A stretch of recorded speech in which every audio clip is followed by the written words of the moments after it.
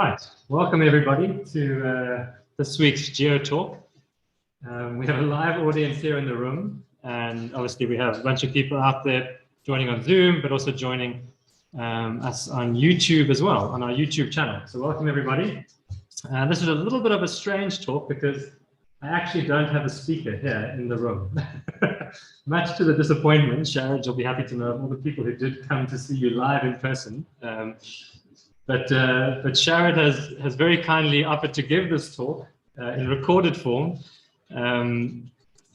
as he's traveling down to Cape Town tomorrow very early in the morning, and so he didn't have time to actually be here to present, but he has prepared this talk for us, which he's actually given already at the International Commission on the History of Geological Sciences. But he wanted to emphasize that it hasn't been presented here in South Africa, and so I think there's a lot of interest from the audience here. So Sharad, thank you in your absence for giving this talk. We really appreciate it. Thank you to everyone for coming. I don't think Sharad needs any introduction, but of course he's part of the Economic Geology Research Institute in the School of Geosciences at Wits University and has been associated with Wits, but has also worked in industry, especially in Zambia and other parts of Southern Africa for a very long time. And as most of you will know, has a photographic memory for just about everything. So an incredible resource that we have with us, and we love Sharad for that. So thank you, Sharad, for giving this talk. And obviously thank you to John Hancock's and CCIC for sponsoring the drinks and chips that are here in this room. And we encourage everyone to come and join us back live on Wits campus. It's a fully vaccinated campus from the 1st of March, so it certainly is safe, and we're following all the COVID protocols as best we can.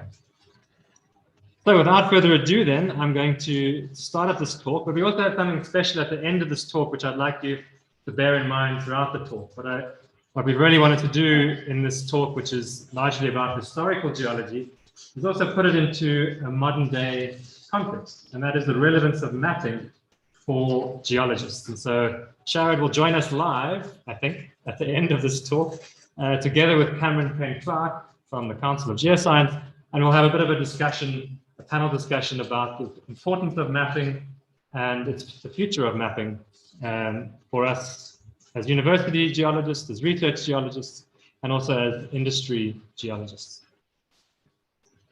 All right, I'm just going to check that there aren't any messages here. I think everyone can hear us. And so we'll start the talk now, and hopefully someone will WhatsApp me if they can't hear Sharad's voice. So let's begin.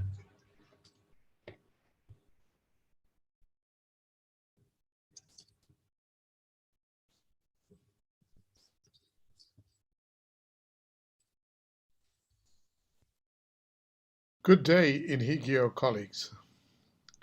I'm going to talk today about mapping Basutoland, correspondence between geologists Gordon Murray Stockley and Alexander Logie du Toit, 1938 to 1946. So the country I'm going to talk about, Basutoland, is the former name of what is today the Kingdom of Lesotho. And it's a tiny country, about 30,000 square kilometers in area, around the size of Belgium. It's a mountainous kingdom completely surrounded by South Africa. So we look at these topographic maps, we see that the highest ground, which is occupied by the Drakensberg and Maluti Mountains, shown in the red colors on the topographic map on the right. And you can see on the left-hand side a topographic map produced by Alex du Toit, the great South African geologist, in 1926 in his Geology of South Africa. And it is in this high ground that the country of Lesotho is found. And it's a beautiful and mountainous country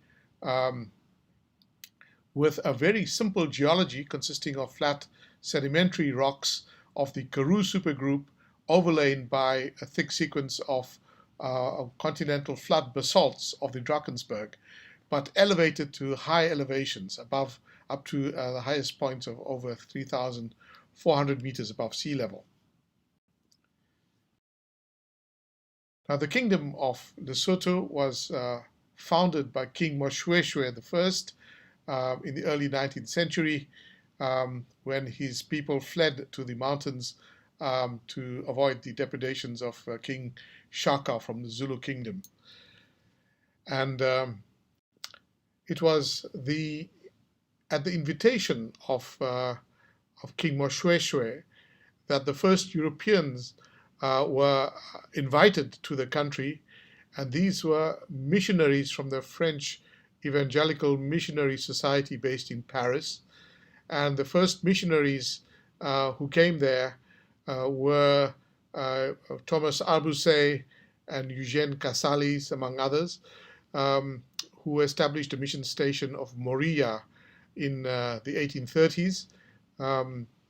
And they started the first geological knowledge about Basutoland, and this continued to accumulate in Basutoland throughout the 19th century. In 1842, the traveler, the Australian-based missionary Backhouse, visited Basutoland, was a guest of Arbusay, and he visited Tababosiu, which is the stronghold of King Moshoeshoe I. And these are his sketches showing the location of Tababosiu. And you see a prominent landmark there, which is also shown in the photograph, which is a butte that is capped by a dolerite sill.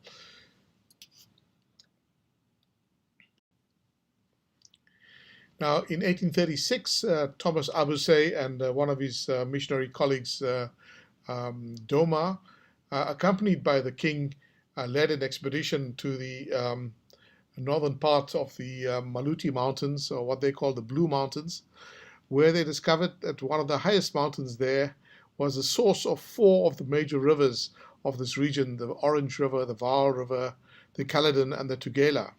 And so they named this mountain the Mont aux Sources, a name which it still has up to today. And here is a manuscript copy of the map that was published by Arbusay in 1842. Now, the work of Arbusay and his fellow missionary Eugène Cassalis, they wrote books about their stay in Basutoland. They described some of the first major features of the topography of this country, and also of some of the rock types there, the sandstones and the dolerites and the volcanics. Much later on, in 1905, an Irish priest who also joined the mission station at Moria, the Reverend Samuel Shaw Dornan, also started studying the geology of the region around his mission station and published a few papers on Basutoland geology. Now, in the late 19th century, the first geological works to be published were those of a fossil find, the first fossils found in Basutoland by Hugh Exton, accompanied by his assistant then, David Draper, in 1867. Exton and Draper were later to become the first president and secretary of the Geological Society of South Africa, which was founded in 1895. On the right, we see a cross-section that was published by Richard Bright in 1873. And he also described some coal and some of the first plant fossils from Basutoland. Now, there was no systematic mapping of the country until the work of the Geological Commission for the Cape of Good Hope, which was started in the Cape Colony also in 1895. The Cape Colony was a British colony at the time, together with the colony of Natal, and they started their geological work in the Karoo Basin, and in the eastern part of the Cape Colony, in the Matatiele district, the geologist Ernest Schwartz started mapping there in 1903, and we see here depicted his geological map. and it borders on the territory of Basutoland, which was then a British protectorate. So his map is mainly in the Eastern Cape province of South Africa, but extends for a few kilometers into Basutoland territory. But then shortly thereafter, Ernest Schwartz left the Geological Survey, and his work, the Geological Commission rather, and his work was carried on by a newcomer who was Alex du Toit. Now, Alexander Loki du Toit was South Africa's greatest geologist, but he started his career by working for the Geological Commission of the Cape of Good Hope in 1903. And his first job was to take over from the mapping that Schwartz was doing in the Matatiele district in the Eastern Cape, bordering on Basutoland. And so du Toit then continued that mapping all along the border, and eventually he also published some years later in 1911 to 1914 the Matatiele map sheet for the Geological Commission of the Cape of Good Hope, which then later on became part of the Geological Survey of South Africa. So here is the map sheet in color that du Toit published all along the border with Basutoland, and you can also see the inset of the original mapping of part of this map sheet, which was done by Ernest Schwartz in 1903. But du Toit actually started in by continuing the work of Schwartz, and in 1905 he produced his first the results of his field mapping in that Eastern Cape region, and it includes, as the inset that is shown on the top right, a small part of the district of Basutoland, the Masitisi district. And this is then the first published map of a portion of the territory that became Lesotho. In his 17 years of mapping with the Geological Survey, du Toit had mapped most of the Karoo Basin, and its geology consisted of flat-lying sediments of the Dwaika, Eka, Beaufort, and Stormberg groups, overlain by the Drakensberg volcanics, which are shown in purple on the geological map. The high ground of occupied by Basutoland, which you see in the physical map of du Toit on the left, is in the Drakensberg Mountains. The geology of that region is entirely dominated by the Drakensberg volcanics, shown in purple on the geological map, and the underlying sediments of the Stormberg group.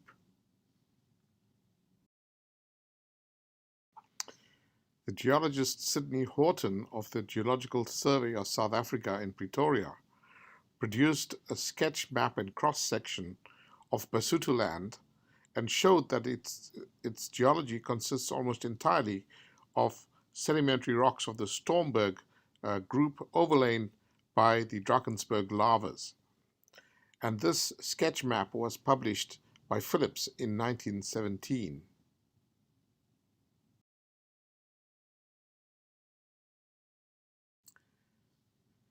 In the 1930s, rumors about the finds of diamonds prompted the British government to map the country of Basutoland geologically. Now, there was no geological survey in that country at the time, so Gordon Stockley, a geologist who was experienced in mapping for the Geological Survey of Tanganyika, which is the present-day country of Tanzania in East Africa, was seconded to Basutoland in late 1938. And Stockley mapped the whole country in 11 months in 1939 and then returned to Tanganyika. His geological map at a scale of 1 in 380,160 was published in 1946, and the report appeared in 1947. At the start of his mapping, Stockley wrote to du Toit asking his advice on various matters relating to the geology, geomorphology, and paleontology of Basutoland. Their correspondence lasted until 1946. Now, as a starting point for his mapping, Stockley decided to start in the very south of the country, where Du Toit and his predecessor Schwartz had mapped along the border with South Africa, and so that he could then continue their stratigraphic work and correlate with the rocks that were mapped in the Eastern Cape province of South Africa, and continue his correlations into the mapping in Basutoland. Stockley's report on the geology of Basutoland was published in 1947, a year after the actual geological map was produced. The map was published in 1946.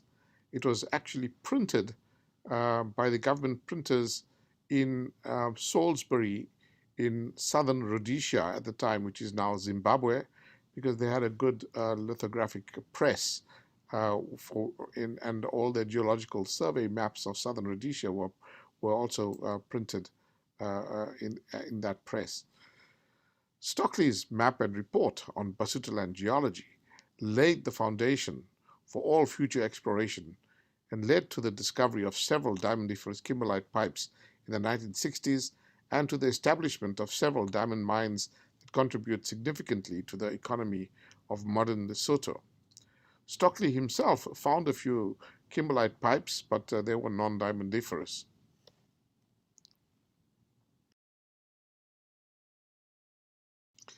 If we look at the current geological map at a scale of 1 in 250,000 of the government of Lesotho, published in 1982 with the help of the Directorate of Overseas Surveys from the United Kingdom, we see that there are very great similarities between this map and the one that was produced in 11 months by Stockley in 1939. When we compare Stockley's map, published in 1946, with the 1982 map, the main difference really is that the more recent map shows a lot of faults or lineaments, which are probably derived from satellite imagery, and also shows kimberlite pipes which have been discovered that are shown in red, and in the area enclosed by the yellow oval, there are a number of economic diamondiferous kimberlites which are now being mined as major diamond mines. Now, while awaiting the publication of his report, Stockley wrote to Du Toit in February 1946 because he had not found anything of economic value. He thought he may find some small nickel deposits like Du Toit had found in the Eastern Cape associated with the Karoo dolerites, and perhaps a small kimberlite pipe. But he did not find anything in the time that he spent mapping the country rapidly. So he said, you see, there is not much of economic value to report, and the Basutos are a very suspicious people in this respect, and consider that Basutoland is rolling in mineral wealth, and the report will come as a cold douche to any hot enthusiasm. Now, diamondiferous kimberlites were actually found in the 1960s, leading to the development of these several diamond mines, which add considerably to the economy of modern Lesotho. What Stockley didn't know about at the time when he was mapping and also corresponding with Du Toit is that, in fact, actual diamonds had been discovered in Lesotho in an area near a town called Kau, which is today a big diamondiferous kimberlite mine. And individual Basotho people were actually mining on a small scale in the 1930s, and those are the rumors that gave rise to the fact that Basutoland might be rolling in wealth and would become another Johannesburg or another Kimberley. But Stockley was not actually aware of the actual discovery of the diamonds. However, it was because of that he was seconded to map the whole country, which he did admirably within a very short time. Today we can see a lot of diamond mines. There are several of them that are active diamond mines in Lesotho. You can see on the map on the top right a number of these kimberlitic pipes, and several of these are diamond mines. You see some pictures of Letseng Laterai, which is the highest diamond mine in the world at the elevation of 3,100 meters above sea level, and the Motai diamond mine, which you see on the bottom right. And a few days of production from the Letseng in this big photograph, and some of the large diamonds that have been found in Lesotho historically. Now, I have to mention that the correspondence between Du Toit and Stockley comes from the Du Toit archives, which are housed in the Jagger Library of the University of Cape Town. And this is where I've been doing research for the last 5 or 6 years. I came to Cape Town in April this year to do further work on the Du Toit archives.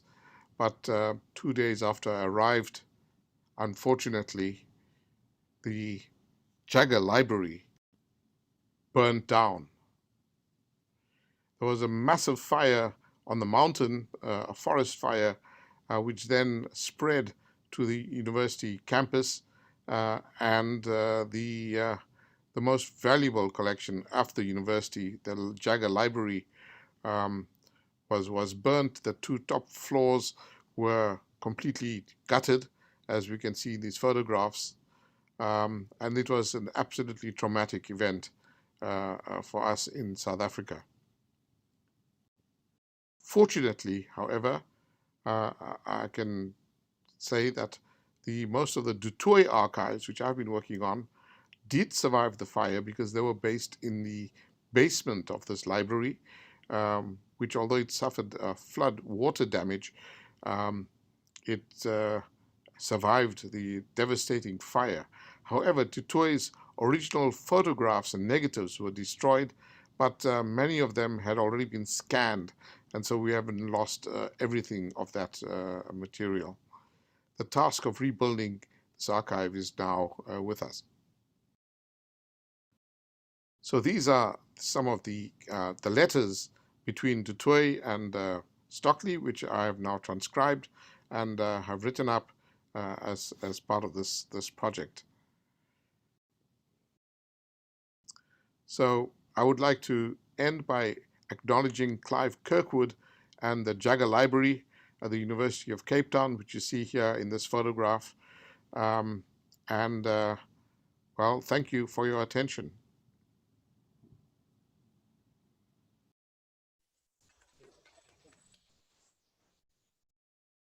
Great. Well, thank you, Sharad, for that. I can actually say that I think Sharad is in the audience now. Let's just have a look and check. Sharad did WhatsApp me and say he was coming in. Yes, so I'm going to allow anyone who would like to unmute themselves. But Sharad, let me thank you again for being prepared to send this talk to us and for creating it, I guess, sometime last year. Thank you for that. Certainly everyone in the room has enjoyed it, and it's an interesting historical perspective, not only on the geology of Lesotho, but the importance of mapping as well. So perhaps, Sharad, you should be able to start your video. I'm gonna stop the share for a moment because I think it'll be a good time now to have a bit of a panel discussion. But first, let's maybe ask some questions of Sharad. Are there any questions that anyone has for Sharad, who is here and should be able to unmute? There we go, Sharad, we can see you. Wonderful. He is live after all. Thank you, Sharad, for giving us that talk. We really appreciate it. I'm not just an internet meme. No. I do exist in reality somewhere. I can also tell you how disappointed all the people that did come to G101 to see you were when they realized there was no speaker. So you missed, Sharad, you are missed. But anyway, we have a fantastic audience, so thank you all for joining us. I see a question from Sue or Lou. Sue, would you like to come through? You should be able to unmute yourself. Yes, it's Lou.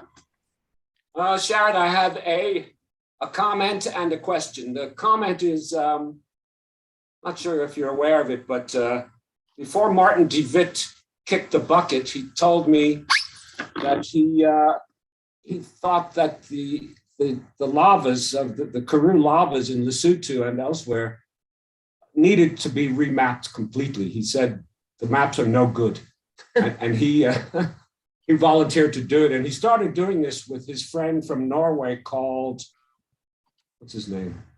I forgot.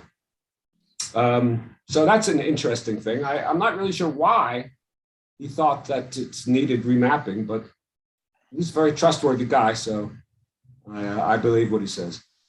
And my question is, just out of curiosity, how did the boundaries of Lesotho get established? That's a good question, because Lesotho was established by King Moshoeshoe II in the 1830s, when his people fled from the depredations of Dingaan and his people during the Great Mfakane, the great upheavals in South African history at that time. And shortly thereafter, there was the establishment of the Orange Free State, the Boer Republic, when during the Great Trek, the two Boer republics of the Free State and Transvaal were established. And so there was actually a point where Moshoeshoe had to approach the British government to make it into a protectorate. And there was some boundary commission, but there had been some border wars between the Free State and what was then the Kingdom of Lesotho. So I think at some point there was some border commission involving the British that established the boundaries between the Free State and the protectorate of Lesotho. And that was done in the 19th century at that time. Concerning your question about the mapping of the lavas, I'm sure you are aware of the big discussion of de Wits et al.'s paper from SA Journal of Geology in 2020, where they claim that the Drakensberg basalts were formed at 1,500 meters depth below sea level or something like that. And they were comprehensively demolished in the discussion by Guni Marsh. In fact, I was planning my own discussion on that, but Guni Marsh got there first. The thing is, it is abundantly clear that those lavas were subaerial, and there were forests at the time exposed in the uppermost Clarence Formation that were then actually inundated by these lavas. In fact, I didn't mention this in the talk, but Stockley, in his report, in one of the letters that he wrote to Dutoit, he mentions that he found fossil tree trunks at the base of the basal lavas directly overlying the contact with the underlying the Clarence Formation. So, this was not happening at 1,500 meters below sea level. There were forests there, and that these flood basalts came and interrupted them. So the idea that you might have pillow lavas, which are found in a few localities, that's been well known and described before. There are lacustrine pillow lavas. They're not only unique, they're not unique to the Karoo Basin. They've been found in other flood basalt provinces, in the Deccan, and even in the Columbia River basalts. There are pillow lavas, so this is not a new phenomenon. And so, well, yes, of course, I would agree that with David's point that it needs more mapping, but I totally disagree with him on his interpretations of those pillow lavas. Thank you, Sharad. I reviewed that paper. Yeah. And the original title of that paper was Pillow Talk 2, 20,000 leagues below the Gondwana Ocean.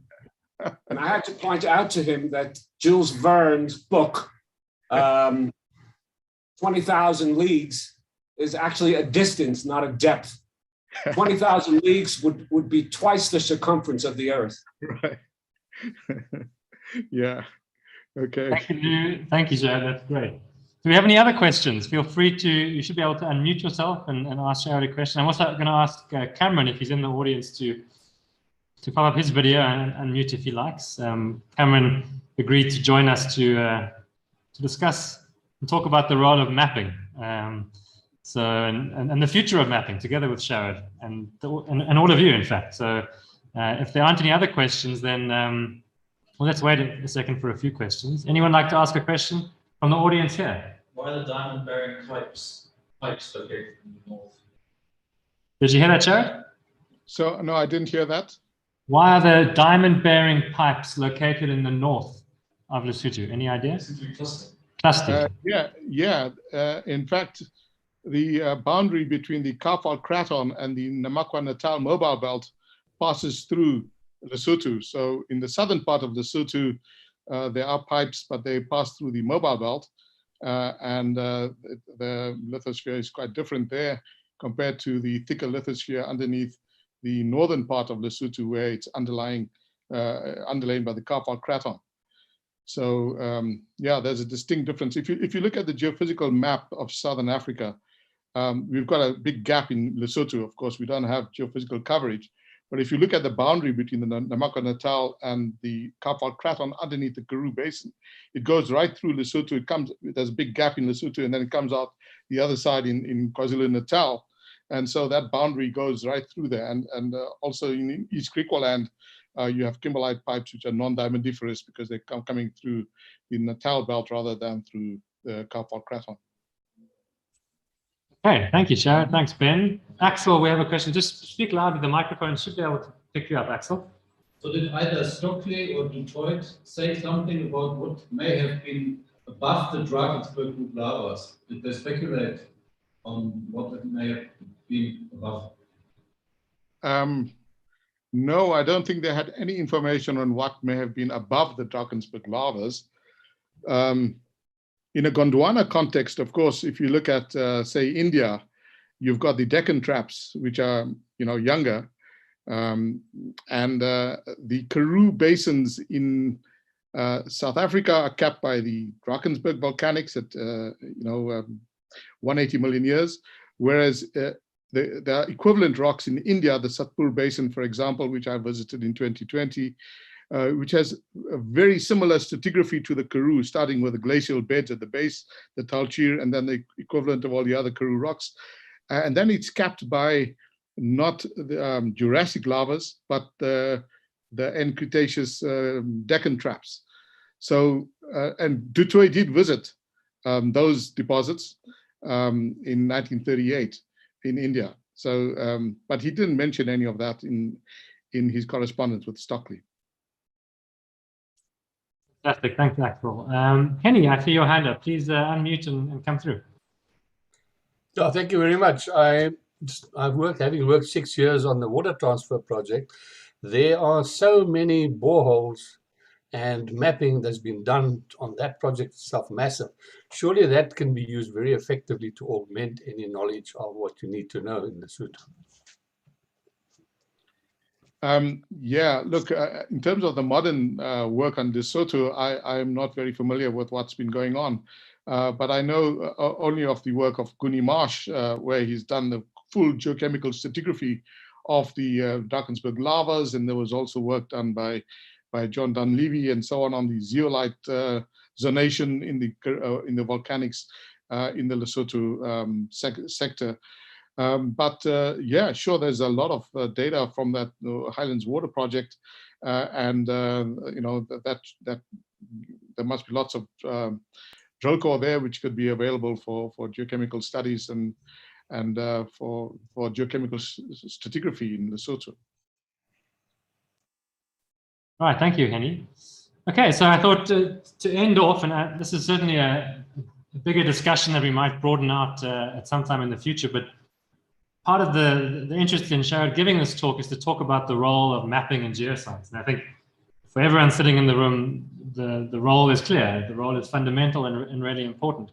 But I thought, Sharad, you could just talk about from a historical perspective how mapping has changed since the time of the geologists who mapped some of the first maps of Lesotho. How has mapping changed from a historical perspective to now? And then perhaps Cameron can come in and talk about the future of mapping, why it's still important, especially for the students who are watching who have to go on field trips in the next year or two and do lots of mapping, and how mapping will change into the future. So Sharad, any thoughts on that? Were they doing it very differently, or was it basically the same? Well, I don't think there's any substitute for boots and a geological hammer and a hand lens and keen eye and a brain in the field. We can do all of that with remote sensing, but it's not going to give you the same data. We don't have the ability to distinguish between a basalt and a dolerite sill using remote sensing. It'll give you the same, spectrum with remote sensing. Whereas, you need to look at textures in the field, you need to look at field relations, and those things will always need geologists. So geologists in the audience and potential geologists, don't be afraid. Your jobs are not going to be taken over by bots and some geek sitting in a lab running drones all over the country. Your skills will still be needed. The same skills that they used in the 19th century, actually, to distinguish, some of these lavas, for example. And the first example of amygdaloidal, of pipe amygdales, was actually described from Lesotho by Cohen back in 1870s. Oh, fantastic. That's a great perspective. Thank you. Cameron, perhaps you could come through. I think you're joining us from Belleville in the Western Cape. Thank you for coming through. And obviously, Cameron spends lots of his time mapping. And so, Cameron, what's your perspective? How is mapping going to change going into the future? Oh, hey everyone, how's it? Nice talk, Sharad. It's always good to hear about the role of our forefathers, our geoscience forefathers. And a lot of the times I look at these old maps and I think to myself, well, what are we doing? Are we just tightening up line work or fudging things up at the end of the day? But as Sharad said, quite rightly so, there's nothing beats boots on the ground. We've seen it over here now at the Council for Geoscience. A lot of the mapping that we are doing now, it is heavily satellite based. You can cover a lot more ground, a lot quicker, a lot easier.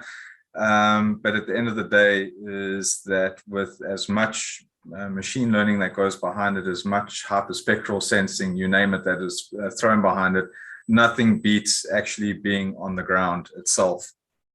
So it is still, every time we go into the field, we make a new discovery, we see new things, and it's all essentially starts with, with mapping now. These days, it starts the question, what are the reasons for mapping? What are you hoping to achieve?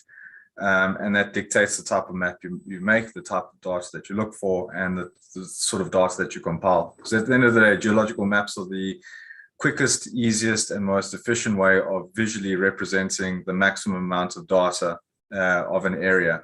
So any good geological map, you should be able to just pick it up and be able to orient yourself then and there in the field and know what's going on. So in future, now what I can see with maps is there is a clear line of what needs to, what are you looking for, how you are also capturing those data in the background. So we need to stop thinking of maps, or this is the way I see it now in the future, as being a paper product, but now rather to be a series of databases that are linking with one another over there. So in the future now, I think all maps will come to you as a data pack, for lack of a better word, that one can manipulate and look through all the data that go behind it. But as I say, there are more, we see it over here every year that goes by. New discoveries are being made, new units are being found, in part due to our sort of embracing of modern technology. And then of course that we got and verified. So there are still many, many more discoveries to be made, and especially in a country as resource rich as South Africa, this is becoming more and more apparent. So we are now especially seeing this mapping at a more finer scale, now at a 1 in 50 or 1 in 12,500 scale. Expect a lot more discoveries to be made, and at the end of the day, everyone will benefit from this. So that's about, not sure if I've answered that question or if it was, quite nebulous in some way. I apologize, but yes, things are changing. We have got reliance on technology, but nothing beats being in the field, and it's a nice life. Thank you, Cameron. I'm going to extract that and play it to the students who do their second year mapping trip in July. That's very important. So thank you for that, and thanks for joining us and giving us that perspective, which is very important, coming from someone for their PhD who mapped a lot and does mapping every day with the council. So thank you, Cameron. Sharad, Sure. any comments that you want to end off with? Well, I guess there's also an interest. There is some value in doing the kind of historical research that I've been doing, because we tend to reinvent the wheel always. We forget how good some of these guys were in the past. They could, because they didn't have anything else to do except map. Really, mapping was their objective. Tutue had single-handedly mapped almost the entire Kuru Basin. On various modes of transport. From using trains and horses and wagons and on foot and on bicycle, and there's nothing to beat being in the field and making detailed observations and being able to record them and recall them and make connections. That's the way mapping should really work. And when you have lots of field experience, that the only way to get it is to be in the field. Great. Well, thank you everyone for joining us. That was a fantastic perspective and a really interesting talk, Sharad. Thank you so much, and all the best for your travels down to Cape Town. Thank you for joining us live too. I think that satisfied the audience here at Wits Geosciences. So for everyone watching, if you are based in Joburg, please feel free to come through to the talks and join us in person for a beer and snacks sponsored by John Hancock's and CCIC. For those of you that aren't in Joburg, you can still watch the talks on the same Zoom link every Thursday at 4:30. Next week, we have a talk by Professor Rice Latipov, who will be speaking on some recent discoveries in the bushveld, based only, I believe, on field mapping. No other techniques involved, I don't think.